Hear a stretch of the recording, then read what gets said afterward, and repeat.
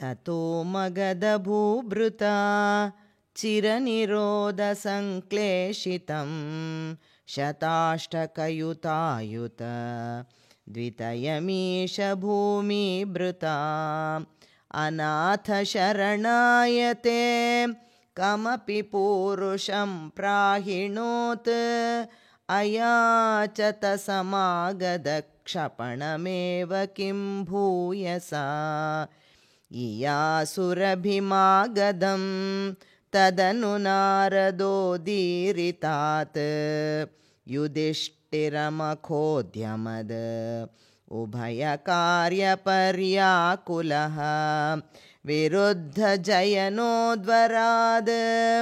उभयसिद्धिरित्युद्धवे शशंसि निजैः समं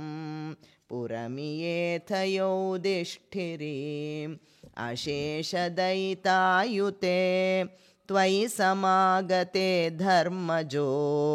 विजित्य सहजैर्महीं भवदपाङ्गसंवर्धितैः श्रियं निरुपमां वहन् अहह भक्तदासायितं भवन्तमयि मागधे प्रहितवान् स भीमार्जुनं गिरिव्रजपुरं गताः तदनु देवयूयं त्रयो यया च समरोत्सवं द्विजमिषेण तन्मागधम् अपूर्णसुकृतं त्वमुं पवनजेन सङ्ग्रामयन् निरीक्ष्य सजिष्णुना त्वमपि राजयुध्वस्थितः अशान्तसमरोद्धतं विटपपाटनासंज्ञया विमुच्य नृपतीन्मुदा समनुगृह्य भक्तिं परां दिदेशितगतस्त्वहान् अपि च धर्मगुप्त्यै भुवः प्रचकृषि युधिष्ठिरे तदनु राजसूयाद्वरं प्रसन्नभृतुकीभवत् स खलु राजकव्याकुलं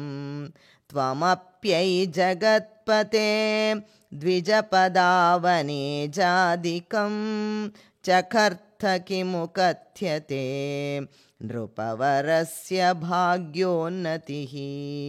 ततः सवनकर्मणि प्रवरमग्र्यपूजाविधिं विचार्य सह देववाग् अनुगतः स धर्मात्मजः व्यधत्त भवते मुदा सदसि विश्वभूतात्मने तदा ससुरमानुषं भुवनमेव तृप्तिं दधौ ततः सपदि चेदिपो मुनिनृपेषु तिष्ठस्वहो सभाजयति को जडः पशुपदुर्दुरूटं वटुम् इति त्वयि सधर्मचो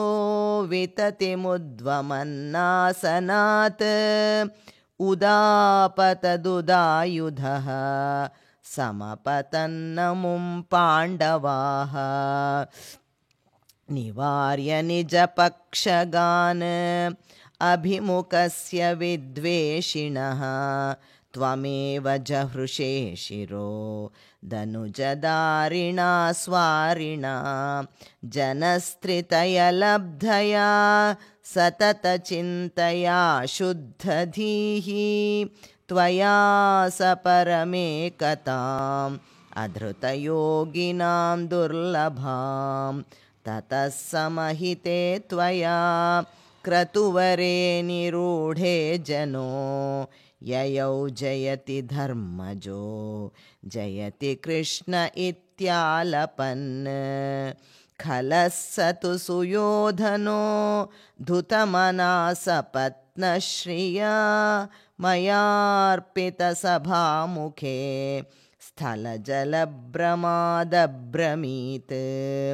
तदा हसितमुत्थितं द्रुपदनन्दना भीमयोः